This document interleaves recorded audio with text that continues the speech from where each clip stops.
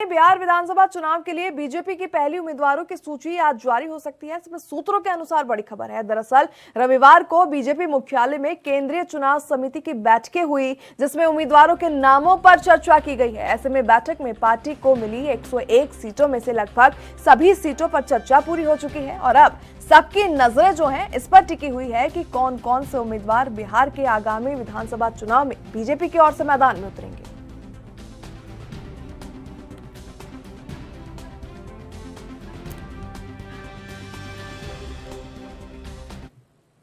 और चलिए इस खबर पर एक बार फिर से रुक करेंगे। हमारे संवाददाता राजीव तिवारी लगातार हमारे साथ अपडेट्स के साथ बने हुए हैं। राजीव, अगर बात करें तो कल जिस तरीके से देर शाम ऐलान किया जाता है एनडीए की सीट शेयरिंग को लेकर, अगर बीजेपी की बात करें 101 सीटें मैदान में लेकर वो उतरेगी।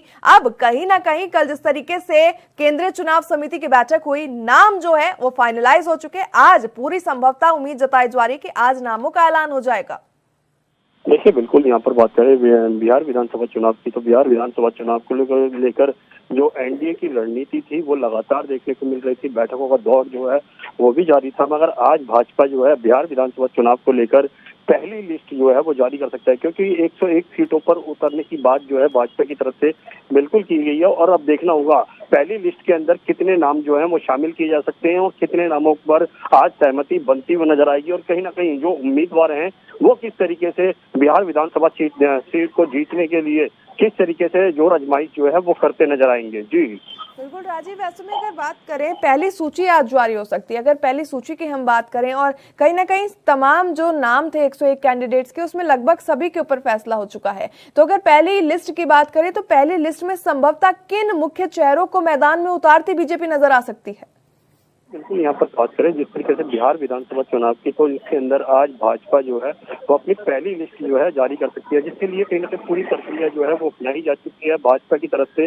तो पहली लिस्ट अगर आज जारी होती है तो कहीं ना कहीं एक बड़ी कोशिश की जाएगी, जिन नामों पर उन्होंने सहमति दी है, जिन नामों पर उन्होंने सहमति लगाई है, यानी कि उनके लिए कहीं ना कहीं बड़ा कदम जो है उसका नजर आएगा। मगर देखना होगा कि पहली लिस्ट के साथ साथ दूसरी लिस्ट जो है वो कब उतारी जाएगी, और भाजपा जो है वो अपनी पूरी रणनीति जो है बिल्कुल बना चुकी है। और कहीं ना कहीं एनडीए की बात करें तो एनडीए के तमाम गठबंधनों की बात करें, उनसे भी कहीं ना कहीं सहमति जो है वो भाजपा की अब बिल्कुल बन चुकी है। जी बिल्कुल राजीव, ऐसे में अगर हम बात करें अब तो कहीं ना कहीं जो प्रत्याशी उतारे जाएंगे 101 विधानसभा सीटों पर मैदान में बीजेपी की ओर से, तो युवा चेहरों के ऊपर कहीं ना कहीं बीजेपी फोकस करती इस बार नजर आएगी, क्योंकि चिराग पासवान उनके साथ है। चिराग पासवान पॉपुलर है, काफी छवि रखते हैं युवाओं के बीच में, तो बीजेपी भी कहीं ना कहीं इस बार युवा चेहरों के ऊपर दाव लगाती नजर आएगी। और वहीं खबर है कि अगर युवाओं के ऊपर बीजेपी ने भरोसा जताया तो कई वरिष्ठ विधायक या फिर जो वरिष्ठ नेता है बिहार भाजपा के, उनके टिकट कटते नजर आ सकते हैं।